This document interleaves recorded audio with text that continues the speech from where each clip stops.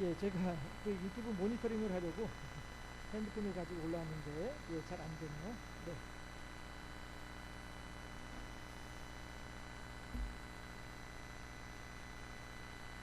예, 오늘은 오순절 후 13번째 시간이, 우리는 오늘도 온라인으로 예배를 드리겠습니다. 여러분들이 각자 처해 있는 처소에서 있지만, 그리고 자그마한 화면을 보면서 예배에 동참하고 계시지만, 그럼에도 불구하고 하나님께서는 단지 이 예배당 안에만 계신 하나님이 아니고 상천하지의 하나님, 예, 온 세상에 안 계신 곳이 없는 무소부재의 하나님 아니시겠습니까? 예, 그러므로 여러분들이 계신 처소에서도 하나님께서는 여러분과 함께 계시면서 여러분들이 드리는 예배를 기쁘시게 흥양하실 줄로 믿습니다.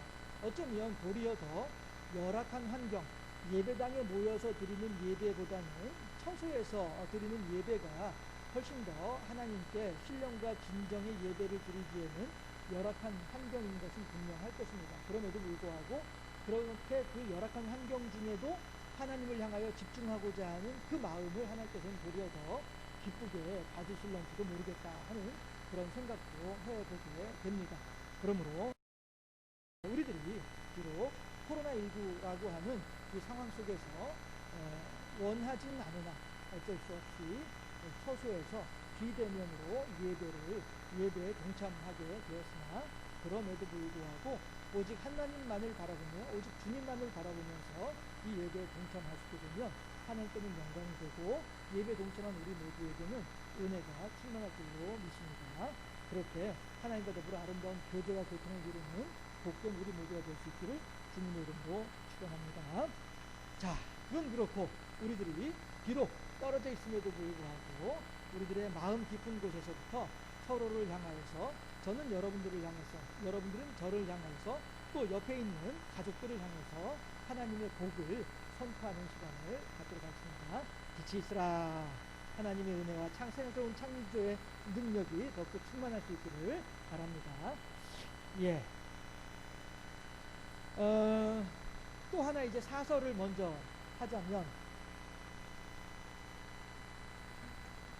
저는 이번 한 주간 동안 한 기독교인의 한 사람으로서 참 개탄스러운 마음을 가지고 한 주간을 지냈습니다.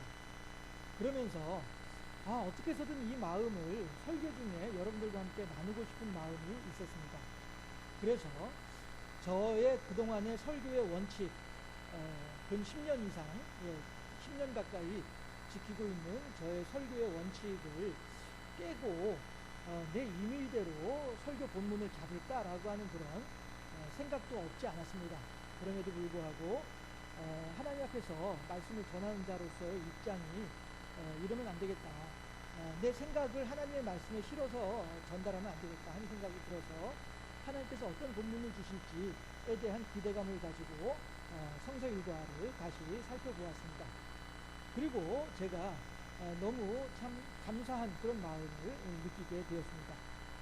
오늘 이 출애굽기 3장에 있는 말씀을 본문을 묵상을 하다 보니 제가 하고자 했던 내용과 그대로 고스란히 맞아떨어지는 그런 것을 느꼈기 때문입니다. 여러분, 그래서 오늘은 본문에 대한 해석보다는, 본문의 해석보다는 제가 여러분들과 함께 나누고 싶은 내용을 본문과 함께 여러분들과 나누고자 하는 그런 생각을 가지게 되었습니다. 사설은 그만하고 원고로 돌아가도록 하겠습니다. 하나님께서는요, 천지를 창조하시고 온갖 천하 만물들을 창조하실 때에 짐승들에게는 넓은 시야각을 주셨어요. 그래서 심지어 어떤 짐승은 이렇게 얼굴은 정면을 향하고 있으면서도 뒤에 거의 이 부분까지도 볼 수 있는, 자기 귀가 있는 부분까지도 볼 수 있을 만큼 그렇게 넓은 시야각을, 앞에 여기서부터 이렇게 돌아서 이쪽 귀에까지 닿을 만큼 이렇게 넓은 시야각을 가진 그런 짐승들도 있다고 합니다. 350도가 이 정도의 시야각을 가졌다 하니까 거의 뒤통수 빼고는 다 볼 수 있을 만큼의 그런 넓은 시야각을 가진 그런 짐승들도 있다는 것이죠. 왜 그러면 하나님께서 이렇게 짐승들에게는 넓은 시야각을 주셨을까? 그것은 나를 잡아먹으려고 하는 포식자라고 하죠. 맹수들이 언제 어디에서 나에게 공격을 할지 모르기 때문에 하나님께서 넓게 보고 미리미리 도망갈 수 있도록 그 생명을 보존할 수 있는 길을 열어주셨다. 이렇게 저는 생각이 해석이 되어집니다. 그의 반면에 사람의 시야각이라고 하는 것은 저도 지금 여러분들이 이렇게 정면으로 응시하고 있습니다만은 제가 지금 볼 수 있는 것은 요만큼까지예요. 예, 요만큼까지만 보이고 이 손을 조금만 더 이렇게 제껴도 제 손가락이 안 보입니다. 예, 이것이 인간이 가지고 있는 시야각이거든요. 그러니까 정면을 보고 겨우 옆면을 약간 더 볼 수 있을 정도의 시야각을 가지고 있을 뿐입니다. 왜 그럴까?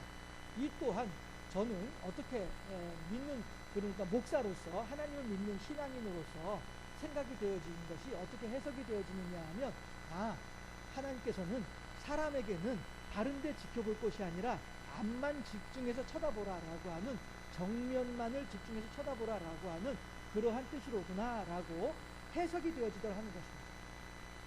이러한 해석이 가능한 이유가 왜 그러냐 하면, 에베소서 6장을 보게 되면 하나님의 전신갑주가 나오잖아요. 그렇죠? 그러나 하나님의 전신갑주에 흉배와 투구는 가지고 있을지언정 하다못해 평안의 복음에 예비한 신발까지도 있음에도 불구하고 등을 감추기 위한 것은 아무것도 없습니다.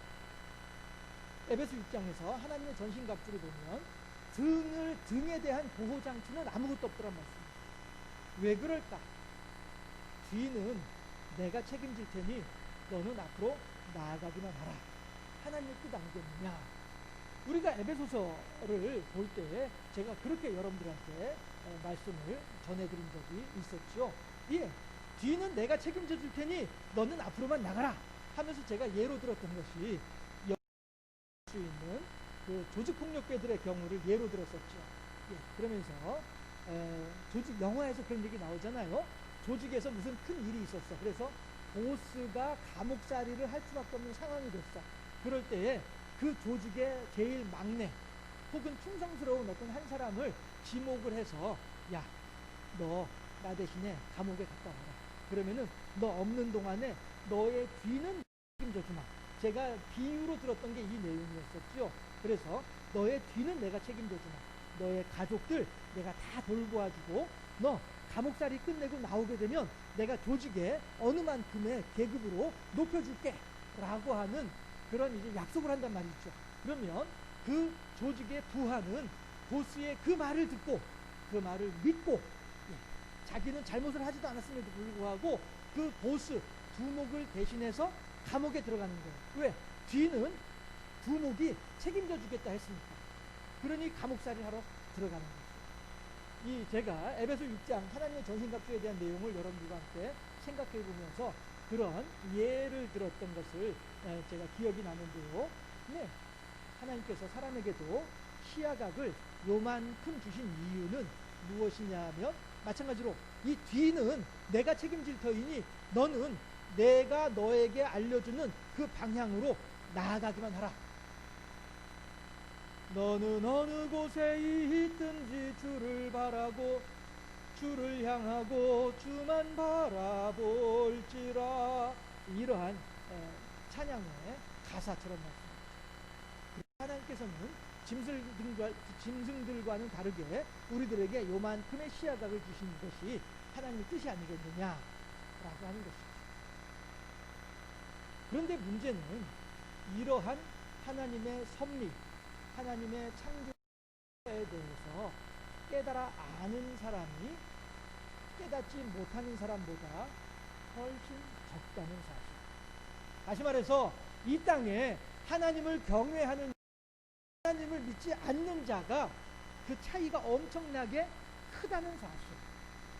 그래서 때로는 하나님을 경외할 줄 모르는 자들이, 하나님을 알지 못하는 자들이 자기들의 숫자가 많은 것을 믿고 하나님을 믿는다고 하는 이유 때문에, 기독교인이라고 하는 이유 때문에 기독교인들을 괴롭히는 일들이, 그런 경우가 벌어 있더라 하는 것이죠. 그것을 우리들은 뭐라고 합니까? 박해라고 하죠. 우리 집 큰아이가 어렸을 때 저한테 그런 얘기를 한 적이 있었어요. 이 저희 사모님이 열심히 특신한 양반이잖아요. 그래서 매일 밤마다 집에서 9시에 애들 둘을 데리고서 기도회를 한 적이 있었어요. 그래서 저는 이제 그 기도회 하지 마라 그랬죠. 왜냐하면 밤 9시에 주변이 그때 이제 다닥다닥 붙어있는 그런 주택가였으니까, 사택이었으니까. 네. 옆집에도 뭐 부목사, 아래쪽에도 전도사님 뭐 이런 식으로 이제 하던 그런 집이었습니다. 그래서 제가 이제 그 기왕 기도를 하려면은 새벽 기도를 가자 이렇게 이제 얘기를 했었었죠. 그랬더니 큰아이가 제 방으로 들어와요. 그러더니 아빠 할 얘기가 있어요. 그때 우리 큰애가 아마 4학년이었을 것 같은데, 국민학교 초등학교죠. 4학년이었을 것 같은데, 아빠 할 얘기 있어요 이러더라고요. 그래가지고 분위기가 심상치 않아가지고 제가 책상 의자에 앉아 있다가 방바닥에 내려앉았어요. 둘이 같이 이제 평등하게 얼굴을 눈을 마주대하고서 이제 얘기를 하는 거죠. 앉아가지고 그래 무슨 얘긴데 그랬더니 아빠는 왜 우리대로 기도회 하지 말라고 하세요? 이러는 거예요. 그래가지고 너는 그러면 왜 아빠가 기도회를 하지 말라고 생각하냐? 하지 말라고 말한다고 생각하냐? 그랬더니 박해라고 생각해요. 이러더라고요. 그래서 제가 이 기독교 박해에 대해서 오늘 얘기를 하려고 하다 보니까 그 녀석이 그 4학년 때 그 녀석이 생각이 나가지고 제가 빙긋이 웃고 지금도 웃고 있습니다만, 예, 박해라고 하는 것은 힘을 가진 자가 힘이 없는 기독교인들에게, 힘이 없는 사람들을 괴롭힐 때 이것이 박해이지요. 특별히 기독교인들을 향하여서 하나님을 믿지 아니하는 자들이 하나님을 믿는다는 이유 때문에 기독교인들을 괴롭히게 되면 이것이야말로 기독교 박해가 되는 것이지요. 그런데 현 상황에 대해서, 그러니까 코로나19가 점차 확대되면서 어쩌면 3단계 사회적 거리두기 3단계로 가야 될 수도 있는 이러한 아주 중요하고 위급한 상황 속에서 코로나19 확산을 방지하기 위한 방편으로 대면 예배를 금해달라고 하는 권고안 혹은 사회적 명령을 지금 정부에서는 내리고 있습니다. 그럼에도 불구하고 어떤 사람들은 대면 예배를 금지하고 비대면 온라인으로 예배를 드리라라고 하는 사회적 명령에 대해서 기독교 박해라고 말하고 싶어 하는 사람들이 있더라 하는 것이죠.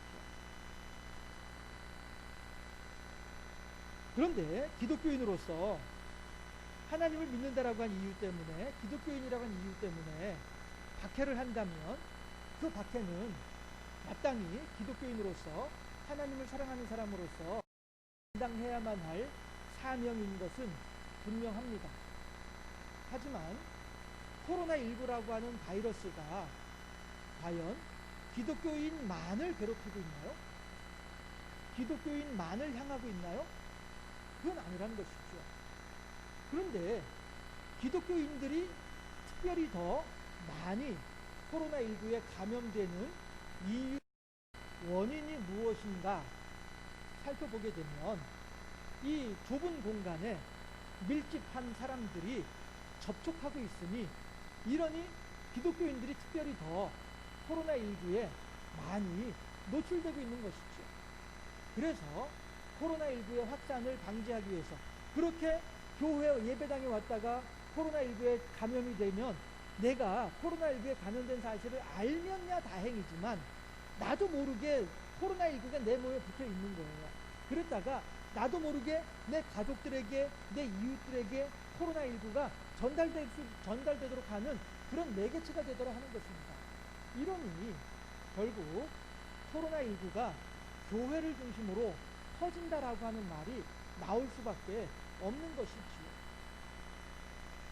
그래서 결국 사회적 거리두기 3단계를 하냐 말아야 되냐라고 하는 엄중한 시기에 예배당을 향하여, 교회를 향하여 대면 예배를 좀 금하면 좋겠습니다 라고 하는 사회적 명령을 지금 했다라고 하는 것입니다. 그런데 어떤 사람들은 지금 설명해드린 이 상황을 다 무시해버리고 대면 예배를 못하게 한다라고 한 그 하나만 가지고 기독교 박해다라고 말을 하고 있더라 하는 것입니다. 그러나 여러분들 이걸 한번 생각해 보도록 하십시다. 과연 오늘 본문에서 이스라엘 사람들이 박해를 당하고 있는가요? 저는 본문을 묵상을 할 때 이것은 이스라엘 사람들이 박해를 당하는 것은 결코 아니라고 생각을 합니다. 도리어 바로의 욕심 때문에 괴롭힘을 당하고 있는 것입니다. 그러면 바로의 욕심이라고 하는 것은 무엇입니까? 저 히브리 사람들이, 이스라엘 백성들을 얘기하는 거죠. 히브리 사람들이 숫자가 더 많아지게 되면 저 사람들이 반란을 일으켜서 바로를 쫓아내고 이 나라를 자기네들이 먹어버릴까 봐서, 차지해버릴까 봐서 이것이 두려워서 이스라엘 사람들을 괴롭히는 거예요. 더 이상 이스라엘 사람들의 인구가 증가하지 못하도록 하기 위해서.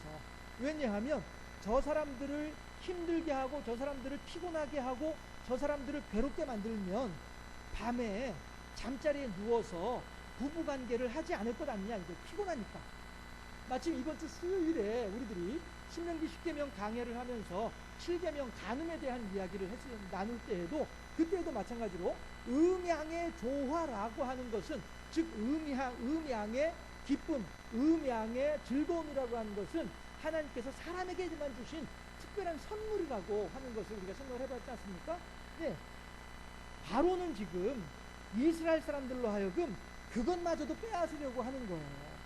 낮에 죽지 않을 정도로만 일을 시키는 거예요.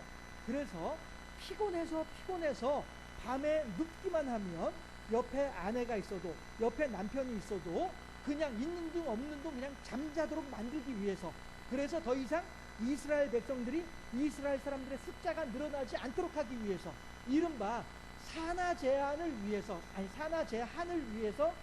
그렇게 힘든 노동을 시킨 거란 말씀이에요. 만약에 바로가 이스라엘 사람들을 향하여서 이놈들, 너희들 더 이상 하나님 믿지 말고 애굽의 여러 신들을 믿어라 라고 하면서 괴롭혔다고 한다면 그건 기독교 박해가 분명하죠. 그러나 바로는 이스라엘 사람들, 히브리 사람들의 숫자가 많아지는 것을 두려워해 가지고 산하 제한의 방법으로 그렇게 고된 노동을 시켰다는 것이죠. 그러니 이것은 바로가 이스라엘 사람들을 박해한 것이 아니라 단지 이스라엘 사람들이 바로 때문에 고생을 하고 있는 거예요. 마찬가지로 우리나라도 현재도 정권이 기독교를 박해하고 있는 것이 아니고, 코로나 때문에 전 세계가, 코로나 때문에 우리나라 국민들이, 특별히 코로나 때문에 우리 기독교인들이 고생을 하고 있는 거예요. 박해를 당하는 게 아니에요. 고생하고 있는 것입니다. 그런데 특별히 우리 기독교인들은 이 고생에 대해서 할 말이 없어요. 왜? 우리 자꾸 모여서 서로 침방을 주고받으니까 내 침방을 너한테 가고 너 침방을 내가 받고 이러고 있잖아요. 이런 이 교회가 코로나19가 확산되고 더 이상 진정되지 않는 이 상황에 대해서 교회는, 적어도 한국 교회는 한국 국민들을 향하여서 미안하다고 사죄해야 돼요.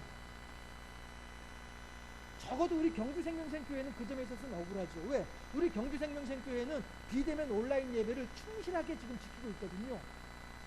그런 면에서는 한국 교회 입장에서 한국 국민들한테 미안하다고 사죄해야 된다고 할 때 우리는 억울할 수 있어요. 그러나 우리들이나 그들이나 똑같이 하나님 믿는 백성들이기 때문에 우리들도 그들과 같은 책임감을 가지고 그렇게 한국 국민들을 향하여서 미안하다라고 하는 마음을 가질 필요가 있다는 것입니다.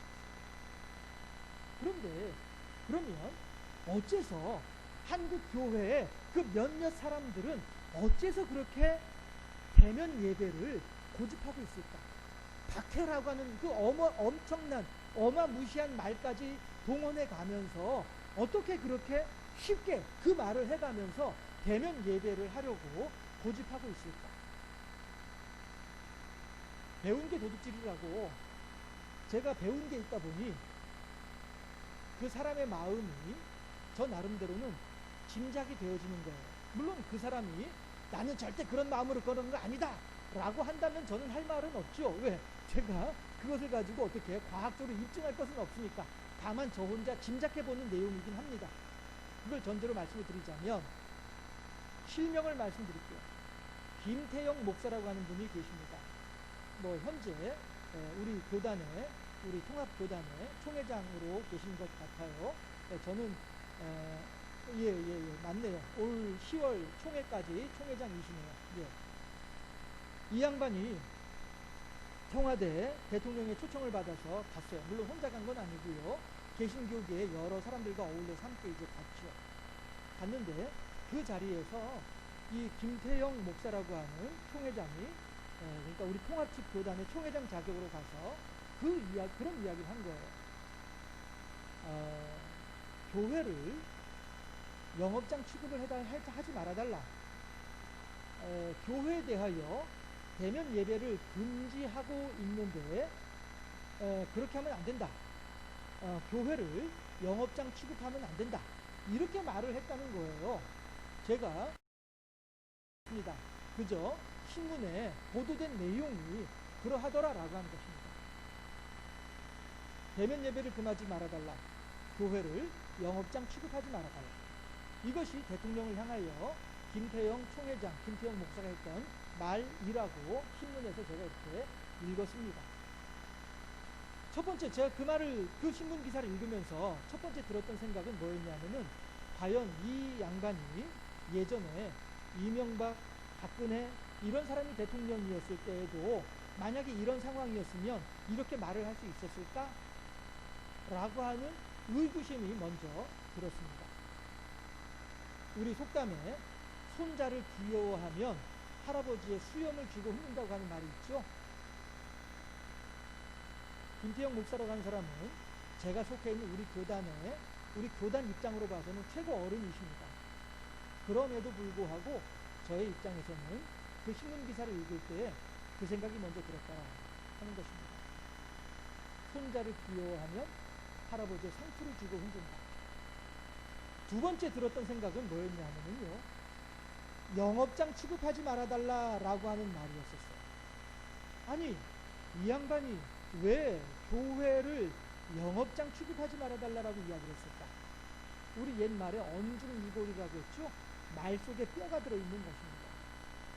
이 양반은 자기의 본심은 감추고 자기의 본래 마음은 감추고 그냥 빗대어서 표현하기를, 간접적으로 자기의 마음을 드러낸 것이 뭐였냐 하면은 교회를 영업장 취급하지 말아달라. 이 말은 다시 말하면은요, 거꾸로 말을 하면은 나는 지금 내 교회를 영업장 취급하고 있다라는 뜻이 되는 거죠. 도둑이 재발절이니까요. 방귀 낀 놈이 성내는 것이거든요. 방 안에 여러 사람이 있는데 방구 냄새가 나가지고 아유 대체 누가 방귀 꼈어? 라고 하니까 실제로 방귀 낀 사람이 내가 방귀 꼈다는 사실이 창피하니까 그러게 말이야 대체 어떤 놈이 이렇게 하면서 도리어 더 오버해서 과장되게 방귀 낀 놈이 성낸다고 하는 말처럼, 김태영 목사라고 하는 사람은요, 김태영 총회장이라고 하는 사람은 자기 스스로가 이 거룩한 예배당을 영업장 취급하고 있는 거예요. 그러니 그 양반이 대통령을 향하여서 기고만장하게 교회를 영업장 취급하지 말아달라고 말을 하고 있는 것입니다. 아마도 그렇게 짐작이 되어집니다. 그렇게 생각을 하고 보니까 그 뒤에 이어서 떠오르는 생각이 또 하나가 있는 거예요. 뭘까? 1차 코로나 대유행 때 2월 말부터 4월 말까지 우리 그때 2월 26일까지인가 오후 예배 드리고요. 그 이후부터는 오후 예배는 물론이고 오전 예배조차도 다 없앴습니다. 그리고 온라인으로 동영상으로 바꾸어서 4월 말까지 했습니다. 5월 첫 번째 주에 겨우 같이 모여서 예배 드리기 시작했습니다. 그리고 지난주 8월 23일부터 다시 비대면으로 돌렸습니다. 그런데 이 김태영 목사가 속해 있는 교회가, 담임하고 있는 교회가 부산의 백양로라고 하는 교회입니다. 우리나라에서도 아마 10손가락 안에 들지 않을까? 적어도 20손가락 안에 드는 그러한, 우리 교단에서만 해도요, 아마 그 정도 사이즈의 교회일 것으로 생각이 되어져요. 1차 대유행 때에는 그냥 뭐라고 표현을 하죠? 쉽게 표현해서 뭣도 모르게 그냥 그렇게 하라고 하니까 그렇게 비대면으로 예배를 했어요. 그런데 하다 보니 한 가지 문제점을 발견했겠죠. 현재 대다수의 한국 교회가 가지고 있는 의식이기도 할 것입니다. 저만 하더라도 마찬가지이니까요. 헌금이 줄어들었어요. 헌금 수입이 줄어들었어요. 물론 그 정도 되는 대형 교회들은 이미 온라인으로 계좌로 헌금을 입금하는 일들이 이미 보편화되어져 있지요. 예, 제가 언제였더라? 한 15년쯤 전이었을 것 같은데, 그때 벌써 여의도 순복음교회를 가게 되면 거기에 벌써 ATM기가 있었거든요. 온라인으로 헌금할 수 있도록 시설이 갖추어져 있었습니다. 그러니 지금도 마찬가지로 대형 교회들은 이미 온라인 헌금 구조가 다 정착이 되어져 있을 거예요. 그럼에도 불구하고 대면 예배를 했을 때보다 헌금 수입이 훨씬 현저하게 줄어드는 것을 발견을 했겠죠. 그래서 아마 2차 대유행이 예상되어지는 이 상황 속에서 대면 예배를 금하려고 하다 보니 큰일 났네. 영업장인 우리 교회에 헌금 수입이 줄어들게 되면 영업장인 우리 교회가 헌금이 없으면 어떻게 영업을 운영할 수 있겠냐 말이에요. 저는 그렇게 생각이 되어지걸 하는 것입니다. 결국 코로나19 때문에 예를 들어서 아니할 말로 백양로 교회에 A라고 하는 성도가 코로나19를 가지고 있는 보균자였어요. 그래서 B라고 하는 성도와 같이 옆에 앉아서 예배하다가 A가 B에게 나도 모르게 코로나를 전염시켰어요. 그러면 B는 코로나를 몸에 가지고 있으면서 자기는 코로나가 몸에 있는 줄도 모르고 집으로 갔겠죠. 집으로 가면은 그동안 흩어져 있던 그 가족들이 저녁에 다 같이 모입니다. 그러면은 그 가족들 C, D, E에게 다 전염시켜버리고 마는 거예요. 그러면은 그 가운데 자녀 하나가 있어서 월요일날 돼가지고 학교에 갑니다. 그러면은 학교에 간 D는 학교에 자기 친구들한테 E, F, G, I까지 쫙 다 넘겨버리고 마는 거예요. 왜요? 백양로 교회에 A라고 하는 복균자가 대면 예배에 왔으니까. A는 자기 몸에 균이 있는 줄 알고 왔습니까? 모르고 왔죠. 그러니 코로나19는 결국에는 모이지 않는 것이 가장 방법이 그것밖에 없다라고 하는 사실을 왜 사람들은 그렇게 수용을 하지 않을까요? 왜 그럴까요? 결국에는 이웃 사람들의 고통은 무시한 채 우리 교회의 우리 영업장의 헌금 수입만을 바라보고 있는 욕심쟁이인 거예요. 하나님께서 말씀하시는 경천 애인의 사상은 전혀 무시해버리고 하나님을 경외하라라고 하는 명분으로 영업장에 헌금 수입을 거두어드리려고 하는 이런 모습일 뿐이다라고 하는 사실이 있죠. 저는 그렇게 읽혀지고 있습니다. 이러니 이것이 어찌 기독교 박해라고 이야기할 수 있겠느냐 하는 것입니다. 도리어 우리 조상님들이 우리나라에서만 하더라도 기독교 박해로 순교당하신 분이 얼마나 많이 있습니까? 도리어 그분들을 욕되게 하고 있는 것이지요. 적어도 김태형 목사라고 하는 그 한 사람이 말입니다. 한국 교회 이름을 걸고서 저는 그렇게 생각이 되었어요. 그래서 저는 우리 적어도 경주생명샘 교회 여러분들만큼이라도 옆에 있는 사람들, 만나는 사람들 말할 기회가 있다고 한다면 한국 교회가 이래서 미안합니다 라고 사죄할 수 있어야 되지 않을까.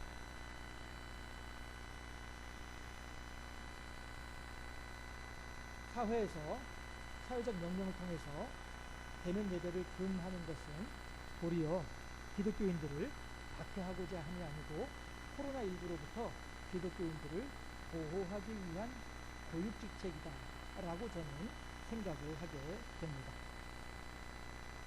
현재 이 세상에 어느 누구도 코로나와 더불어 싸워서 이길 수 있는 사람은 아무도 없다는 것이죠.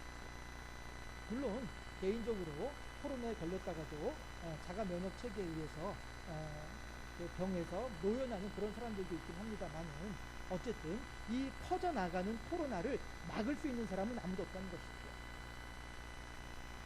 심지어 본문에서도 마찬가지로 고통당하고 있는 이스라엘 사람들이 고통을 주고 있는 바로 그 당시에 그 바로와 싸워서 이길 수 있는 사람은 아무도 없었습니다. 사람, 심지어 모세조차도 하나님께서는 바로와 싸워서 이기라고 말씀하지 않으셨어요.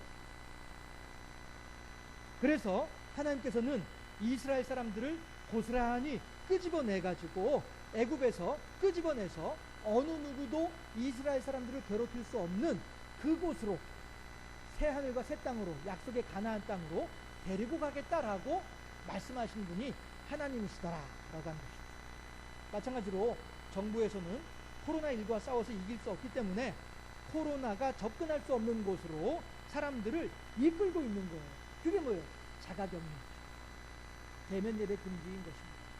코로나는 어떻게 접근합니까? 사람과 사람이 모인 곳에서 코로나가 접근하고 코로나가 퍼져나가는 것 아닙니까? 그러니까 사람이 모이지 않게 되면 코로나가 더 이상 퍼져나갈 수 없기 때문에 사회적 대면 금지, 사회적 거리두기라고 하는 것은 결국에는 하나님께서 이스라엘 사람들을 애굽에서 끄집어내서 가나안 땅으로 데려가신 것처럼 더 이상 이스라엘 사람들을 괴롭히는 사람들이 없는 곳으로 하나님께서 데려가신 것처럼 정부에서는 이 한국 국민들을, 백성 국민들을 코로나가 접근할 수 없는 사회적 거리두기라고 하는 것으로 이끌고 있는 거예요.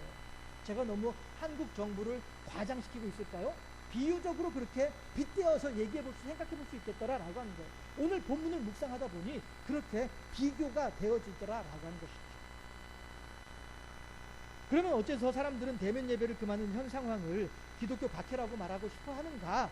말씀드렸다시피 거긴 사람의 오묘한 욕심이라고 하는, 오묘한이 아니라 욕심이라고 하는 교묘한 술책이 그 속에 숨겨져 있었더라라고 하는 것입니다. 하나님께서는 다시 말씀드립니다. 모세에게 애굽의 바로를 이기도록 해주겠다라고 말씀하지 않으셨어요. 도리어 애굽에서 끄집어내어서 가나안을 약속해 주셨습니다. 여기에는 사람의 시야각을 이렇게 다른 짐승들에 비해서 좁게 만들어 주신, 그렇게 창조하신 하나님의 뜻과 함께 매우 중요한 하나님의 메시지가 들어 있습니다. 그것은 사람이 아닌 하나님만을 의지해야 한다는 것입니다. 사람의 시야각을 좁게 하신 이유는 너의 죄는 내가 책임져 줄 테니 걱정하지 마라. 에베소서를 통해서 우리들이 미리 이미 생각을 해보았습니다. 또한 이제 하나님께서 이 애굽에서 이스라엘 사람들을 끄집어내어서 가나안 땅으로 데리고 가시는 이유는 무엇이냐 하면 이 세상에서 바로를 물리칠 수 있는 사람이 아무도 없다라고 하는 사실을 이스라엘 사람들로 하여금 깨닫게 함으로 말미암아, 그렇다고 한다면 어떻게 해야 될까? 찬송가 가사, 찬양의 가사처럼 오직 주를 향하고 주만 바라봐야만 하는구나 라고 하는 사실을 이스라엘 사람들은 배우게 된단 말씀이죠. 하나님께서는 그것을 배울 수 있도록 하기 위해서 이스라엘 사람들을 애굽에서 끄집어내서 가나안 땅으로 데려가시는 거예요. 출애굽기 하면서, 레위기, 민수기 하면서 여러분들하고 자주 강조했던 내용이 뭐였습니까? 광야 40년이라고 하는 것은 오직 주님만을 바라보는 신앙의 훈련이었더라, 광야 학교였더라 라고 하는 거 계속 말씀드렸지 않습니까? 하나님께서는 지금 그걸 가르쳐주고 계시는 거예요. 내가 너희들을 애굽에서 끄집어내서 가나안 땅에 데려간 이유가 뭔 줄 알아? 더 이상 사람을 의지하지 말고, 더 이상 눈에 보이는 것을 의지하지 말고 오직 하나님만을 의지하라, 이것을 가르치기 위함이라고 그렇게 눈이 곳곳에서 말씀하고 계신 하나님 아니시겠습니까? 마찬가지로 우리들은 이제 하나님께서 우리들을 애굽에서 그 슬픈 기억, 괴로운 기억, 힘든 기억이 넘쳐나고 있는 애굽에서 우리들을 끄집어내서 가나안 땅이라고 하는 전혀 새로운 기억으로 가득 차 있는 그 땅으로 이스라엘 백성들을 옮겨주심으로 말미암아서 어떻게 합니까? 이전 것은 지나갔으니 보라, 새 것이 되었도다. 보라, 만물을 새롭게 하노라. 하나님께서 그렇게 우리들을 이전에 눈물나고 한숨 짓고 고통스러웠던 기억의 현장에서 끄집어내서 우리들로 하여금 새로운 희망이 넘쳐나고 있는, 새로운 약속이 충만한 그곳으로 인도하시는 하나님의 뜻하심. 그렇다면 우리 기독교인들은 이 코로나19의 상황을 어떻게 받아들여야만 하겠습니까? 한국교회가 새로워져. 지금까지 적어도 우리 경주생명샘교회 교인들부터가 새로워져야죠. 지금까지의 신앙의 습관들을 다 내려놓고 하나님께서 원하시는 선하시고 온전한 뜻이 무엇인지를 깨달아서 헤아려서 거기에 맞게 우리들을 변화시킬 수 있어요. 코로나19를 통해서 우리가 또 출애굽기 3장 말씀을 통해서 받아들여야만 할, 생각해야만 할 하나님의 메시지가 있다고 한다면 그것은 한국 교회의 쇄신입니다. 하나님께서는 저에게 그렇게 교통하시면서 말씀해 주셨다라고 저는 믿고 있습니다. 결국 하나님께서는 우리들이 얼마나 어리석은 삶을 살아왔는지, 얼마나 하나님을 믿노라 하면서도 하나님의 뜻과는 관계없는 인생을 살아왔는지에 대해서 깊이 숙고할 수 있는 기회를 우리들에게 주고 계신다 하는 생각을 다시 한 번 더 해보게 됩니다. 여러분들 이거 하나만 더 말씀드리고 마치도록 하죠. 코로나19가 왜 시작이 됐습니까? 어느 지역에 있는 사람들이 고기를 먹고 싶은데 어떻게 하면 맛이 있게 먹을 수 있을까 하다가 생식을 하는 거죠. 익히지 않고 그냥 먹은 것이죠. 그런데 그렇게 먹다 보니 그 사냥해서 잡은 그 짐승에게 병균이, 바이러스가 있었던 거예요. 그런데 그 바이러스를, 그 고기를 익히지 않고 먹다 보니 그 바이러스도 고기와 함께 사람의 몸에 들어온 것이지요. 그리고 보통의 바이러스라면은 사람의 몸에서 죽어서 사람의 몸에 있는 자가 면역 체계에 의해서 하나님께서 주신 능력이죠. 자가 면역 체계가. 이 자가 면역 체계에 의해서 보통의 바이러스라고 한다면은 죽어서 땀으로, 오물로 배출이 돼서 나가고 없어졌을 텐데, 이 바이러스는 사람의 자가 면역 체계보다 더 센 거예요. 어쩌면 그 순간에 그 사람의 몸이 기가 허해가지고 그 자기의 자가 면역 체계로는 그 바이러스를 이길 수 없었을런지도 모를 일이죠. 어쨌든 그렇게 함으로 말미암아서 사람에게서 옆에 있는 사람에게 전달되면서 코로나19가 시작된 것 같아요. 다시 말해서 조금 더 음식을 맛이 있게 먹고자 하는 식탐이, 그 음식에 대한 욕심이 코로나19라고 하는 병균으로, 세균으로, 바이러스로, 정확히 바이러스로 발전하게 된 것입니다. 바로가 자기의 자리를 지키고자 하는 욕심 때문에 이스라엘 사람들을 괴롭혔던 것입니다. 한 교단의 총회장이라고 하는 사람이 자기 교회를 영업장으로 만들어버리는 그 욕심 때문에 한국 교회가 욕을 먹고 있는 것입니다. 우리들 각자가 나의 욕심이 하나님의 선하시고 온전한 뜻보다 우선되는지, 아니면 하나님의 뜻보다 나의 욕심이 뒤로 밀려나 있는지, 우리들의 삶의 모습을 다시 한번 살펴볼 수 있기를 바랍니다. 그리고 제가 누누이 강조하듯이 오직 여호와 제일주의 신앙으로 하나님께만 영광 돌려드리고 이웃들을 향하여 사랑을 나눠주는 복되고 아름다운 경천 애인을 실천하는 그러한 지혜로운 이 땅의 기독교인으로 살아가는 우리 모두가 되어줄 수 있기를 주님의 이름으로 축원합니다. 기도하겠습니다.